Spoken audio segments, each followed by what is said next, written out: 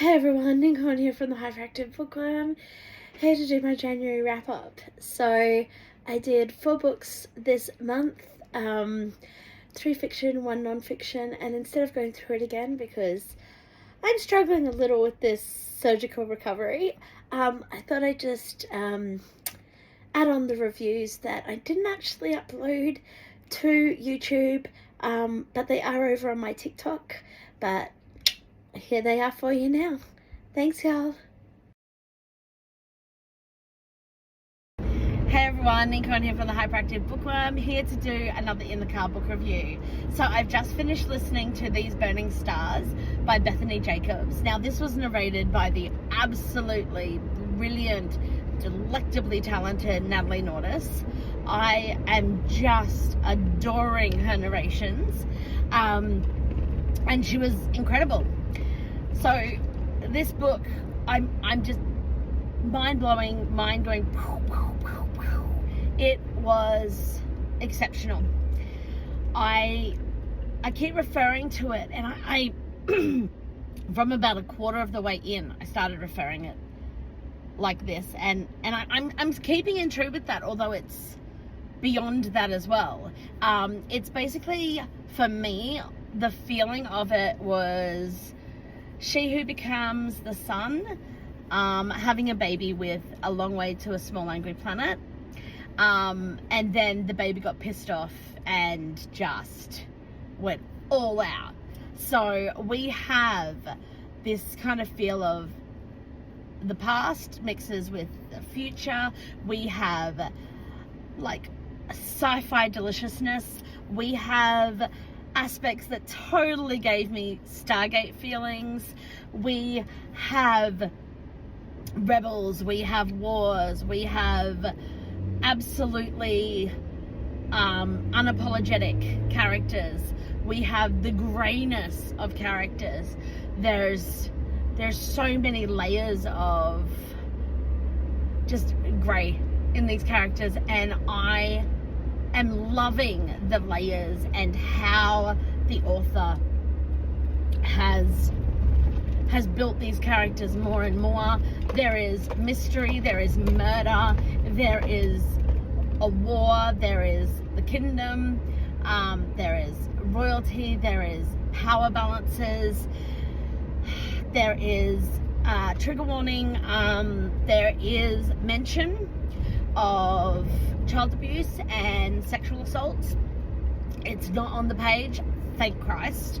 The author has handled every aspect, honestly, in this book so well, but knowing those things will hopefully help people decide whether or not it's for them. The gender fluidity of the entire world building in this was just brilliant. I loved and adored it. I love the different societies, the complications, the little battles, the wars, it was just epic, and the writing was absolutely delicious. The layering of this book was tangible, and I am blown away by this author. I love this book and highly recommend it. If you do like, the sci-fi, the wars, the battle, the grayness, the choices that, are they good, are they bad? You don't know, because it's not that black and white. None of this book is black and white, and that is just one of the things that I adore most about it. So go check it out. It is These Burning Stars by Bethany Jacobs. Thanks, y'all.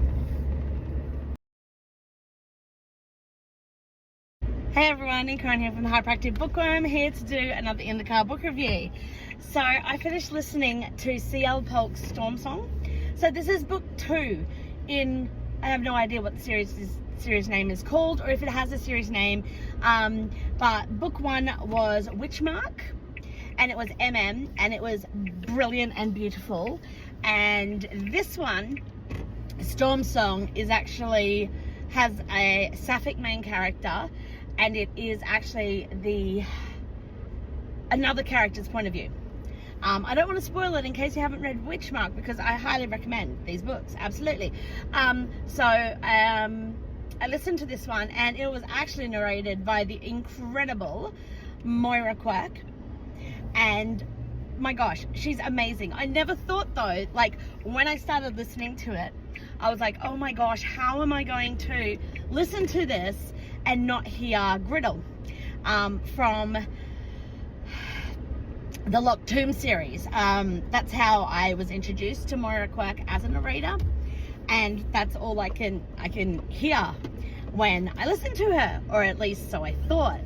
Seriously, after a few chapters, nah, I was so in this story. It was amazing. Moira Quirk's skill is incredible, and the story itself, the writing, C.L Polk's writing is absolutely amazing. I adore her historical alternate history with magic, and very much trademark of hers, at least from what I've read so far, and it was absolutely incredible. The main character is just amazing, and I absolutely adored the what did I adore? I adored everything about it, let's be honest. So I absolutely adored the character. I absolutely adored the character. You didn't get much of her in the first one. Like, she was prominent, but you know, it's first person, just like the first book, and you get inside her head so much more, and you realize just how much is going on in there compared to what people see. And her mind is amazing and incredible, and the love interest is just fabulous. I think she's just incredible. I am really looking forward to book 3. I'm pretty sure there is a book 3, and I'm curious about whose perspective it's going to be under, because it's just, this whole world is incredible. Like, C.L Polk's world building is off the charts. Phenomenal. Their writing is so delicious. It wraps you up and it pulls you in, and I never ever thought I could love this much something that was historical and quite political, because I don't really have a political brain. I get very confused very easily when politics start to get into books, and sometimes I can't keep up with it. But the way C.L Polk does it, I didn't feel left behind. I was intrigued. There were some things that I was like, oh my gosh, just look, because I figured something out, and then I'm like, or did I not? What is going on? The mystery is fantastic. The red herrings, the just intrigue, and who do you trust and who do you not? And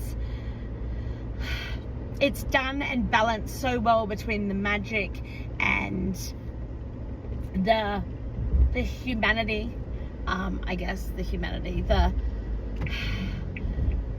what is right and what is wrong, and the family dynamics and the expectations, and all these things that come into play in this book. And I just want to, I can't wait to read more. So that's a very long-winded way of saying I loved this book. Go read it. Definitely read Witchmark first if you can. The narrations are fantastic. First narrator, I can't remember their name now, but it was for a different character, different narrator. Curious about the third book, who narrates that one. Curious about everything to do with the third book, because it's amazing, and it's everything I want in a book, especially this one. Sapphic, magic, spec fic, just the relationships in it, it's just dynamic and wonderful. All right, thanks y'all. But first, let me take a selfie. Hey everyone, Neen here from the Hyperactive Bookworm, here to do a in the bed book review, because last week I had surgery and I now am not allowed to drive for several weeks, so I suspect the next few ones are going to be here instead of while driving, which, will help calm all those so very worried about my safety while driving. But yes, another book review. I have finished listening to Kiss Her Once for Me by Alison Cochrun. It was narrated by the absolutely phenomenal, fantastic Natalie Nordis. Yes, totally on a Natalie Nordis just rampage, because she's just phenomenal. I adore her. Anyway, this book was... I was stunned by how much I liked it. I do tend to, and it's not even an intentional thing, there does seem to be a pattern that books that are highly visible, very popular, in my head they get a bit too hyped up when people keep talking about them, and this is one that I've seen everywhere. I haven't really read many reviews or anything, but people are always talking about, hey, it's one of my favorites on the list, it's, my top, yada, yada, yada, and I thought, you know what, let's give it a go. And I was surprised how much I actually enjoyed it. It is a Christmas romance, so, I'm boiling hot here in Australia at the end of January, and I'm writing about, snow. Which, why not? Because it would be lovely to be stuck in snow right now. Anyway, so the thing about this book, yes, it's delicious writing. It is fantastic. I absolutely want snow magic in my life. Having only seen it once, ever, and it was like a light sprinkling, apparently, compared to what it can be. So, one day I'm going to get my snow magic. But this book just had an overall, for me, theme of beauty being in the eye of the beholder. And it never spells that out. It never kind of, hits you over the head with it. It's just the main character seeing the beauty of the love interest is just, things that other people might not necessarily think is a great thing, but it's so well done and weaved through, and I really, really enjoyed that aspect throughout the whole thing. It's a, one night to forever. It is miscommunication, but I don't know, it was less frustrating than a lot of miscommunication tropes that I have read. The family dynamics in this were absolutely amazing and horrifyingly true to form in many ways. It is also a fake relationship, which it's not the fake relationship between the main character and the love interest. It's fun. It's absolutely stupid. Like, you just think, oh, you absolute idiots. Like, why does this seem okay? But even when the miscommunications there were in Ellie's head, and she's going, you need to tell her. The cat is crawling over everything. You need to tell her, you need to tell her, you need to do this. And then there's always something that stops that from happening. And it does make sense when you're in it. There's still some times where I want to throw some characters up against a wall. I hesitated a little at about the 30% mark because I was really worried about one of the side characters and the motivations, and I'm so glad that it was only a red herring of the motivation, because it turns out I love them and their motivation. I'm trying not to ruin it, I'm trying not to spoil it, but these are the experiences I took away from this book. All the characters were so flawed, but lovably flawed. Like, even Ellie, like, I got her right from the beginning. Her anxieties, her, these absolute, childhood traumas, and it made sense. Her hesitations and her really her way of being. And the growth she had is slow but wonderful. And I really, really liked the ending. For me, a lot of times, especially with romances, the endings end a little... Look, you're always going to have a happily ever after, or a happily for now at least, in a true romance story. Which is great, because at least you know what to expect. But for me, a lot of romance stories, the rest of the world... because romance, people's relationships don't exist in a vacuum. Other things happen around them. They have jobs, they have lives. And for me, too often, I feel unsatisfied in the endings because the issues in their world get fixed a little too easily.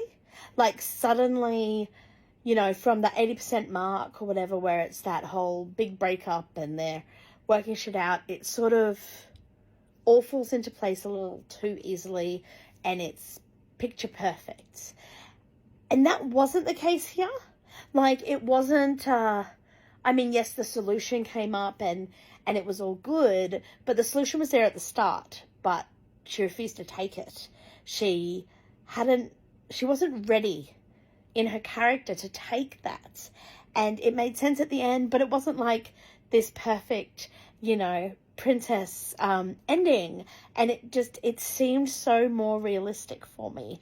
And it was happy for now in her life and career. And yes, you do get the happily ever after for the romance side of things. But for me, that was like really, really satisfying. So, oh my God, the cat she's crazy.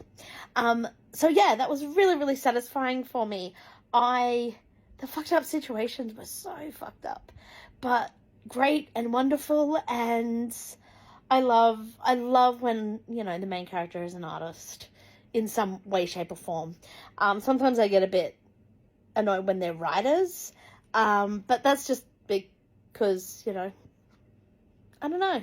I just I want to read about something other than my own life. But I do love when they're creatives of some sort. And that's really exciting for me. So that was great. I absolutely, absolutely adore Jack. Jack is just... I love Jack. So, yes, it was... it's a more popular, more well-known book. But I really enjoyed it. And they're the reasons why. And my God, I've blathered on a lot. But that's okay. So, yeah, kiss her once for me. All right. Thanks, y'all. That's exactly how I feel. Hey everyone, Neen here from the Hyperactive Bookworm, here to do another In the Bed book review. So this is just a really quick one. This is a non-fiction book. I am determined to read more non-fiction craft books this year. So this is the first one for 2024. And this is Creating Character Arcs by K.M. Weiland. I believe that's how you pronounce it. Weiland. I'm not sure. It was a good book. She uses a lot of layman's terms, which is fantastic. I do think there were way too many examples. For me, they bogged down the flow of it. I kept feeling like, one or two, even three would have been okay, but in some sections she's got like 8 and then further examples of it, and for me, it was just too much. Some people really need that, which I totally get. It was good information, though. It is information I found mostly in a lot of other books as well, but that's what happens when you start to read a lot of a specific craft. So this was really cool. I love the parallel between the way she does the creating the character arcs alongside the story plot arc as well. One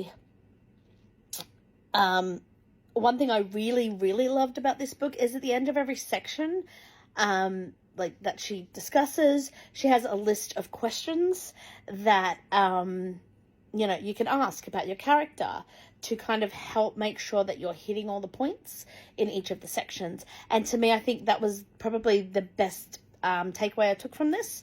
The sort of turns it into sort of like a workbook thing that I am going to look into getting those questions and kind of pinning them down. I'm reworking my whole writing format and structure anyway at the moment while I have the time, because I'm kind of stuck in bed, to be able to work through some of these things. So it will be one of the things that I'm hoping to incorporate in some of the way I work with my stories.